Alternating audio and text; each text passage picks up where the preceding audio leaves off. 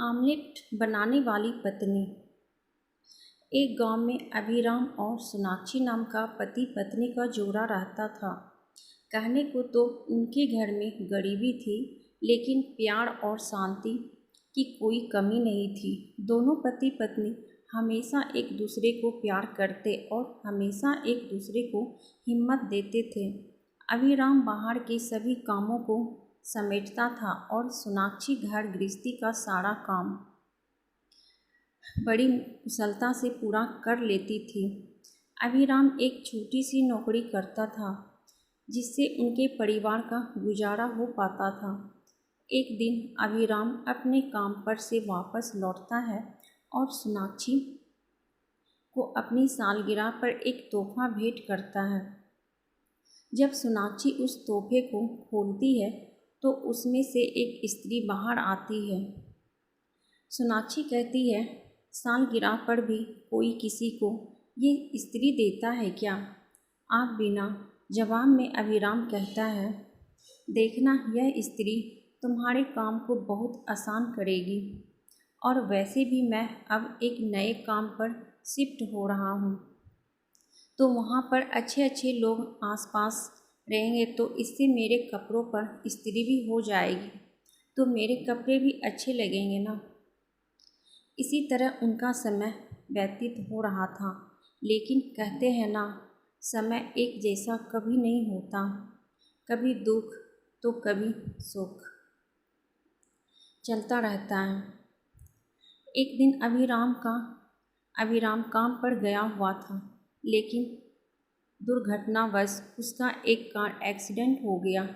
Accident इतनी बुरी तरह से हुआ था कि उसे बिस्तर पकड़ना पड़ा।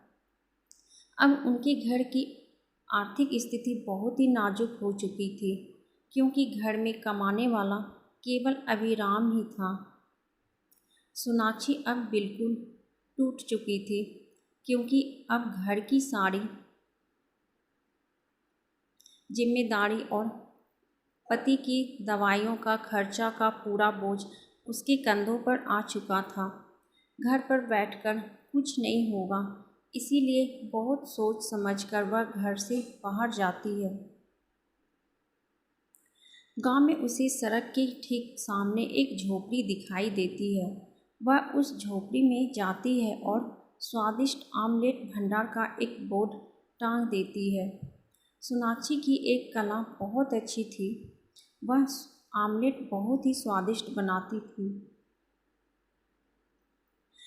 उसने अपने बचे हुए पैसों से कुछ अंडे और आमलेट की बाकी सामग्री भी खरीद ली, लेकिन पकाने के लिए उसके पास कोई साधन नहीं था, जिसकी वजह से वह वापस उदास हो जाती है। लेकिन तभी उसके मन में एक विचार आता है।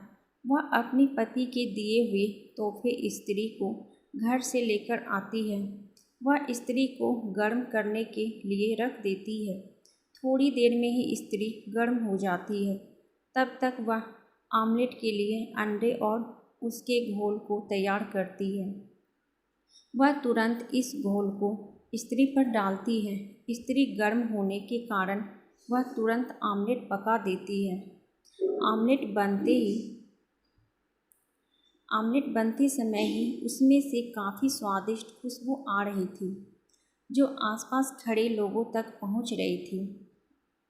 सोनाक्षी की झोपड़ी तक पहुंच पाते धीरे धीरे उसका व्यवसाय बढ़ता गया और उसने एक बड़ा सा ढाबा भी खोल लिया। अच्छी स्वादिष्ट आमलेट के किस्से अब अखबारों में भी छपने लगे। अब सोनाक्षी के पास काफ़ी पैसे थे। धीरे धीरे उनकी आर्थिक स्थिति भी सुधरती गई और उसने अपने पति का भी ठीक से इलाज करवाया। अभिराम अपनी पत्नी की काबिलियत और तेज दिमाग को देखकर काफ़ी खुश हुआ। वे दोनों हॉस्पिटल से घर वापस आए। अभिराम अब बिल्कुल ठीक था, तो वह वापस अपने काम पर जाने लगा। कुछ दिनों बाद उन दोनों की दूसरी सालगिरह भी आ गई। अभिराम काम से लौटते वक्त दोबारा से सोनाक्षी के लिए एक तोहफा लाया। जब सोनाक्षी ने उस तोहफे को खोला तो उसमें अब बड़ी स्त्री निकली। इस बार फिर से सोनाक्षी चौंक गई और हंसते हुए बोली, दोबारा से स्त्री लाए हो?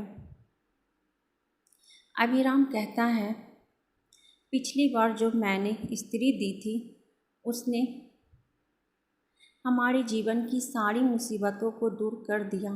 अब यह स्त्री भी तुम्हारी बहुत बड़ी मदद करेगी। और दोनों हंसने लगते हैं। इस तरह अब उनके परिवार से मुसीबतों के सारे बादल छट जाते हैं और वे खुशी खुशी अपना जीवन व्यतीत करने लगते हैं। तो कैसी लगी दोस्तों ये कहानी? अगर अच्छी लगी तो वीडियो को लाइक, शेयर, कमेंट और सब्सक्राइब कीजिएगा। और ऐसे ही कहानी सुनने के लिए बेल आइकन को प्रेस कर दीजिएगा, ताकि जैसे ही हम कहानी डालें आप तक पहुंच पाएँ। तो फिर मिलती हूँ एक ऐसे ही मज़ेदार कहानी के साथ। तब तक के लिए बाय बाय। Thank you.